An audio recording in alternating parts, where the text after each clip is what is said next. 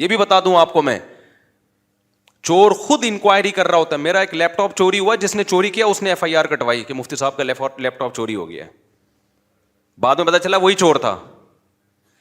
تو بعض دفعہ نا چور انکوائری میں سب سے آگے مجھے تو شک ہوا کہ یہ, میں نہیں کہہ رہا وہ چور ہے کہیں ناراض ہو جائے وہ, لیکن شک ہے. بعض دفعہ چور خود آ کے جا رہا ہوتا ہے, یار گھر میں چوریاں ہو رہی ہیں, ایکچولی سمجھ میں نہیں آ رہا, میری بیگم کا سونا غائب ہو گیا تو, اور چھینٹیں بھی آ رہی ہیں, عاملوں کو لائے گا. چوری خود کر رہا ہوگا وہ. تو اس لیے جن چڑیل بھوت پہ جس نے معاملہ ڈال دیا اس کا پروگرام وڑ گیا. وہ کبھی بھی ترقی نہیں کر سکتا, نہ وہ کبھی چور کو پکڑ سکتا ہے. تو خفیہ کیمرے لگا دو ایسی جگہوں پہ, الماری کے اندر کیمرے لگا دو, کہیں کبھی نہ کبھی تو پکڑا جائے گا نا. خیر یہ کہاں چلے گئے ہم. تو پھر بھی اگر چور نہیں سمجھ میں آ رہا ہے, اس کا مطلب چور بہت ہوشیار ہے, وہ ایسے طریقے سے کر رہا ہے کہ کوئی ثبوت نہ چھوڑے. تو ہوشیاری تو ہے نا, چوری بھی ایک فن ہے. تبھی تو ایک چور پکڑا گیا نا, کورٹ میں لایا گیا, جج نے کہا تو نے بڑی ہوشیاری سے چوری کی ہے, کانوں کان کسی کو خبر نہیں ہوئی. چور نے کہا شکریہ جج صاحب, آپ پہلے آدمی ہیں جنہوں نے میرے فن کی تعریف کی ہے.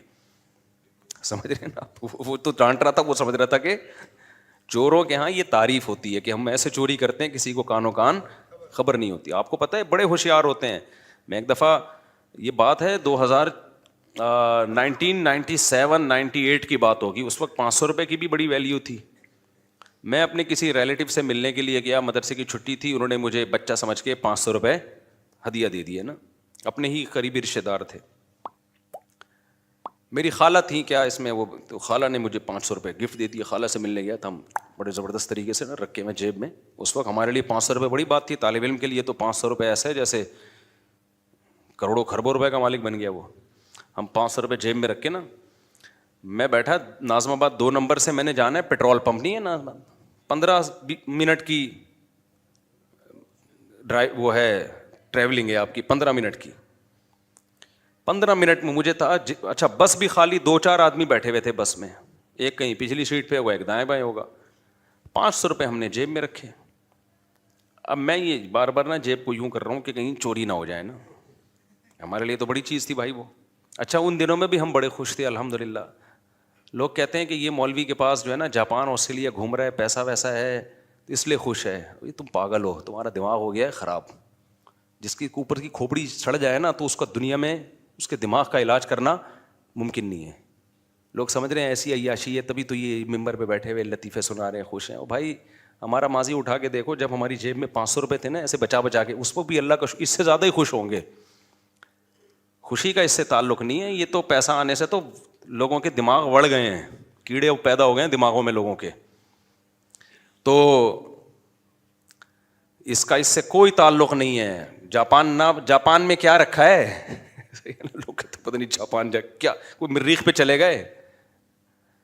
تو ان چیزوں کو زیادہ لفٹ نہ کرایا کرو, یہ بہت کوئی کامیابی یا خوشی کے اسباب نہیں ہیں. یہ بچوں کے وہ ہیں جن پہ ان چیزوں کو دیکھ کے خوش ہوتے ہیں. پھر آپ کیسے, تو پھر گئے کیوں جاپان, جانے پر پابندی تھوڑی ہے, میں تو جاؤں گا, ہو سکتا ہے میں کہیں اور بھی چلا جاؤں, لیکن یہ چیزیں کوئی کامیابی کا معیار نہیں ہے. اور یہ چیزیں کوئی ایسی نہیں ہے کہ ان کی وجہ سے انسان کو بہت زیادہ خوش ہو. خوش ہونے کے جو اسباب ہیں وہ میں آپ کو بتاتا رہتا ہوں. دنیا کو مسافر خانہ جس دن سمجھ لیا تو آپ ٹماٹر کی ریڑھی لگاؤ گے اس پہ بھی خوش ہوگے, ٹماٹر کی ریڑھی پہ بھی خوش ہوگے. خوشی کے جو اوریجنل اسباب ہیں وہ دولت نہیں ہے. خوشی کے اوریجنل اسباب یہ ہیں کہ دولت سے محبت کرنا چھوڑ دو اور دولت کو کامیابی سمجھنا چھوڑ دو. کماؤ ضرور دولت, دل نہ لگاؤ. آپ کہہ سکتے ہو واہ بھائی واہ, دل بھی نہ لگائیں کمائیں بھی. بھائی کشتی کے اوپر جب بیٹھتے ہیں, ہم سفر کرتے ہیں تو کشتی ضرورت ہے ہماری. جب تک آپ کشتی کے اوپر رہو گے فائدہ پہنچائے گی. جس دن کشتی آپ کے اوپر آ گئی, آپ کے اوپر حاوی ہو گئی تو آپ ڈوب جاؤ گے سمندر میں. پانی جب تک کشتی کے باہر رہے گا تو کشتی کو دھکا دے گا. وہ پانی استعمال ہو رہا ہے پانی, لیکن پانی جس دن کشتی کے اندر آ گیا نا تو کشتی کا پروگرام بڑھ جائے گا.